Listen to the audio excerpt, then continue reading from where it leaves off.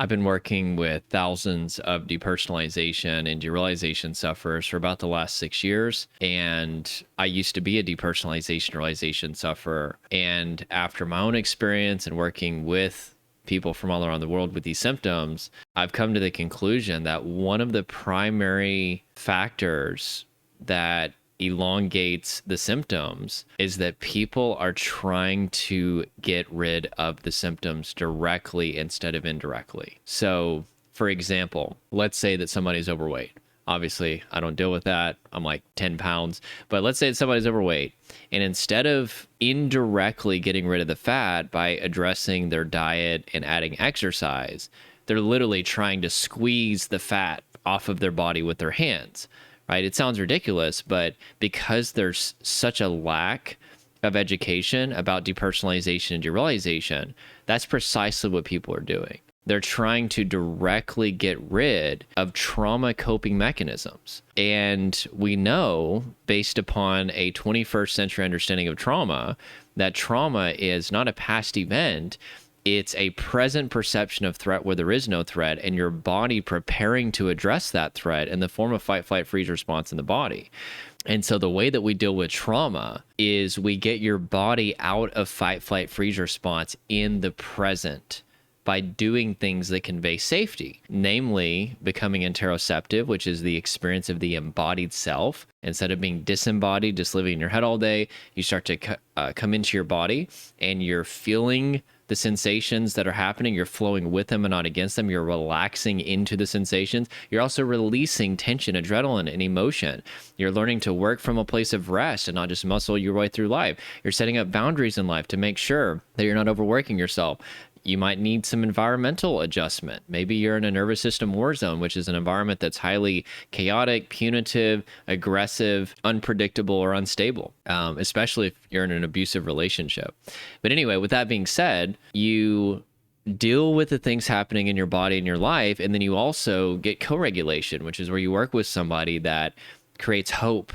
Positive expectancy is really, really important for the trauma sufferer, because whenever you're in a trauma state, the dorsolateral prefrontal cortex shuts down. That's the part of your brain that would allow you to see an end to your suffering. And that's really the hell of trauma, is that it feels forever. But it's really a trick, because it's not forever if you put the conditions for healing into place. But anyway, with that being said, if you have proper hope, and co-regulation also includes just building relationship with you, being there for you through the ups and downs, paired with self-regulation, which we talked about, releasing the buildup of tension, adrenaline, emotion in the body, setting up boundaries in life, and you also start to face your sensory triggers. You don't run from them, is very, very important too.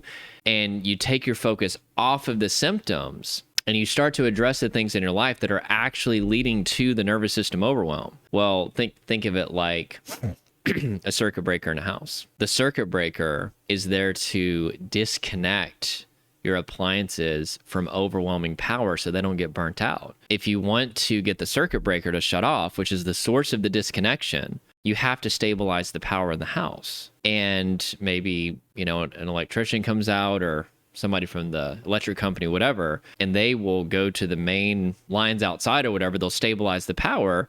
Then all of a sudden you'll hear beep, beep, beep. All your appliances turn back on and the circuit breaker shuts off. Connection is restored because we indirectly dealt with the root of why the circuit breaker turned on to begin with, which is too much power, right? And so the mistake that you're making with depersonalization realization is you're building your whole life around trying to get these symptoms to go away whenever they are not the problem. They're terrifying. They are the scariest thing that I've ever been through in my entire life. And my clients echo those sentiments. And because they're so scary, and because there's such a lack of education out there about these symptoms, we build our whole lives around the symptoms. That's what I did years ago whenever I was suffering.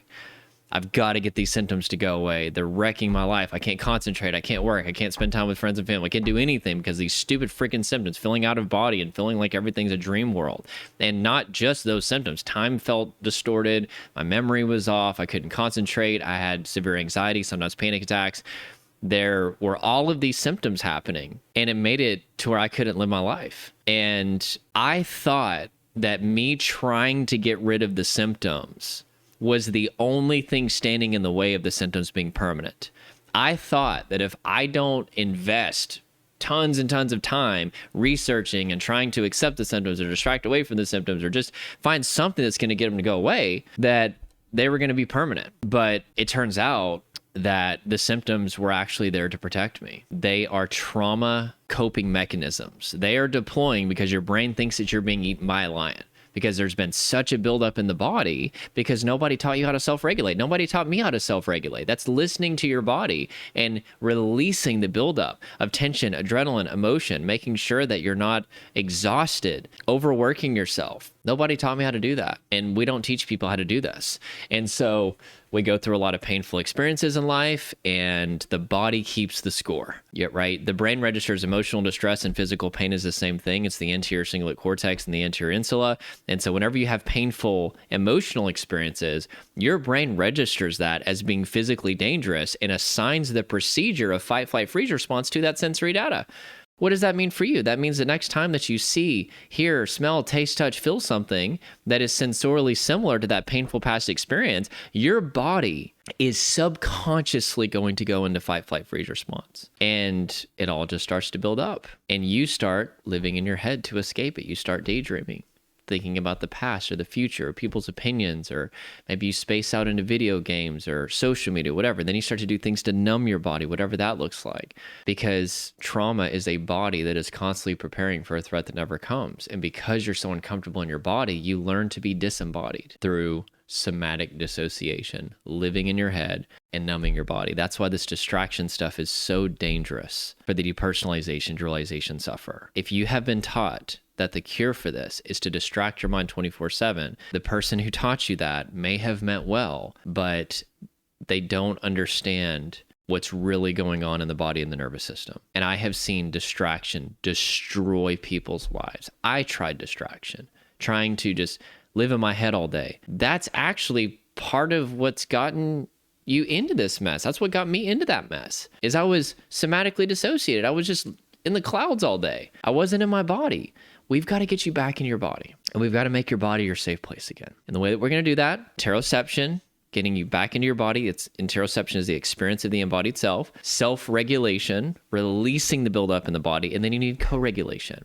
Somebody to work with you that can make you feel safe, build hope along the journey. If you are interested in those things, I'd be happy to help you. I've got a free masterclass. It's called the 5 Shifts to Heal from Trauma, Anxiety, Panic, and Depersonalization Realization. Link below. At the end, there is an option. Actually, I think it's at the very beginning. There's a button where you can apply to work with me and my team, and we can see if we can help you. But regardless, the free masterclass is going to change your life. It's a 45-minute masterclass. I put 6 months of 12-hour days into it. It's going to really, really help you and show you the basics of recovery.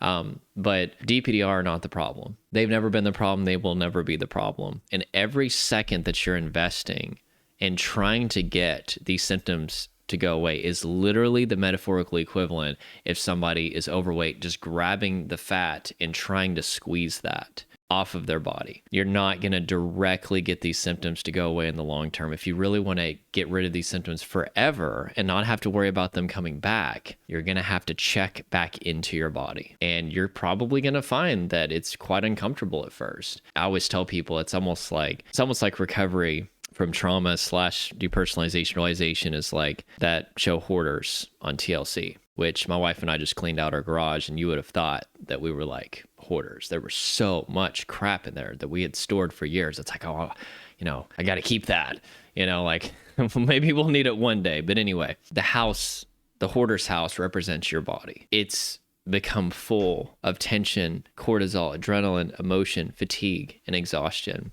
because you've had a lot of painful experiences. That's complex trauma, right? It's not just one big bad situation that leads to overwhelm in the body and nervous system. It's a series of stressors and adversity that's built up over a long period of time.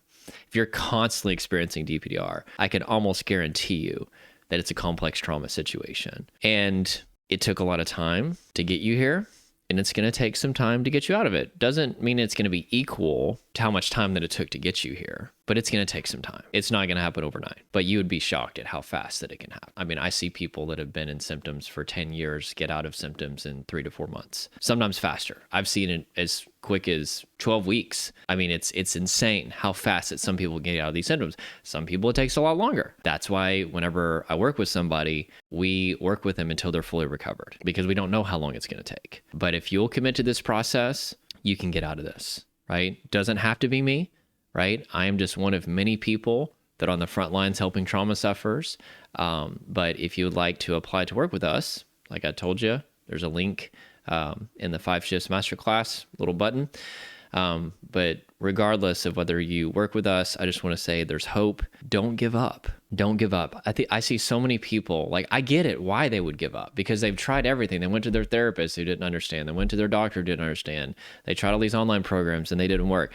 I get it. I know that in your mind, it feels like the right thing to do to give up and stop trying. It's a defense mechanism to avoid pain, to avoid disappointment. But what I will tell you is I've been doing this for 6 years, and every single day I am seeing people that have the most painful histories that you could ever imagine come out of this and get their life back. Neuroplasticity. It's this understanding that you're not stuck like this. Your brain is actually constantly changing. Whenever you set up new conditions of safety and you have new experiences that are contrary to perceiving threat, your nervous system starts to reprogram. It is freaking miraculous. It's amazing. Our bodies know how to heal themselves. Your body knows how to heal itself, but there are things that you're doing that are interrupting your body's ability to heal itself. And then there's things that you're not doing that you need to start doing that will help convey safety, which will allow your body to heal itself.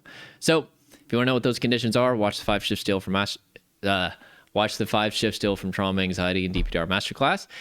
Click like if this helped you. Comment something below. I am going to work on responding to every single comment from here on out. So I hope that encourages you.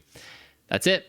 Subscribe. I'm supposed to mention that at the beginning because nobody watches till the end. If you made it till the end, comment below, I made it till the end, and I will actually personally send you a brand new Lamborghini Murcielago Ninja Turtle Green. Give that about 9,000 million business days, and we will send that directly to your door, just as a little gift for you. Okay? All right, anyway, talk to you guys soon. Take care.